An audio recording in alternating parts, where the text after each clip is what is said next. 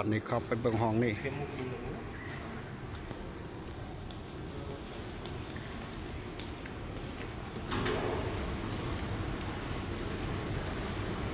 ขี่ลิฟต์ไป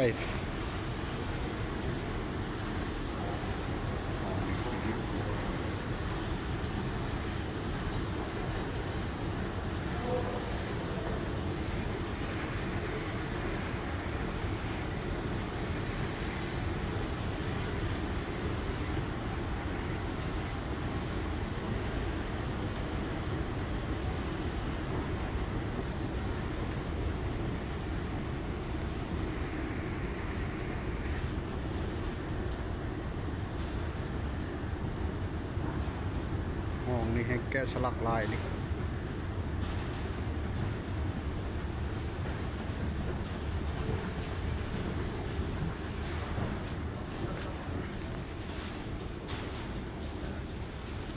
โอ้ทุกห้อง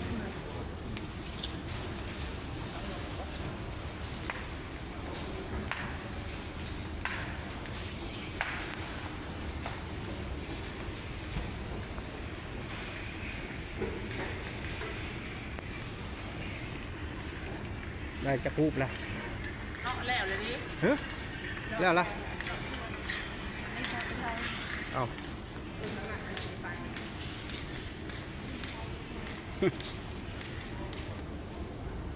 มาเลยแกะสลักผูกผ้า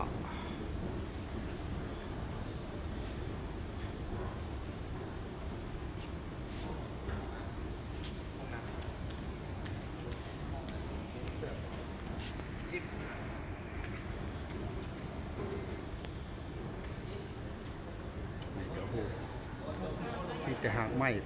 ต้นไม้ทั้งหมด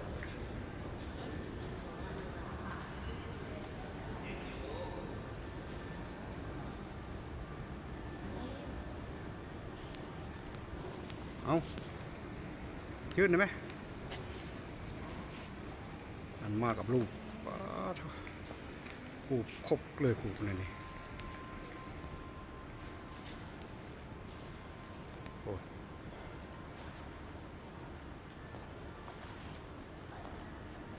กับขูบยางขูบยามีแต่ต้นไม้ทั้งนั้น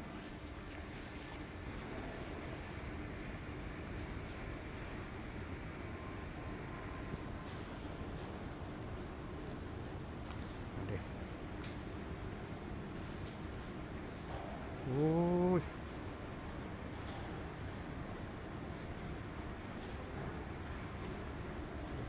ลึกหนักแกะนี่กะหนักแกะสลัก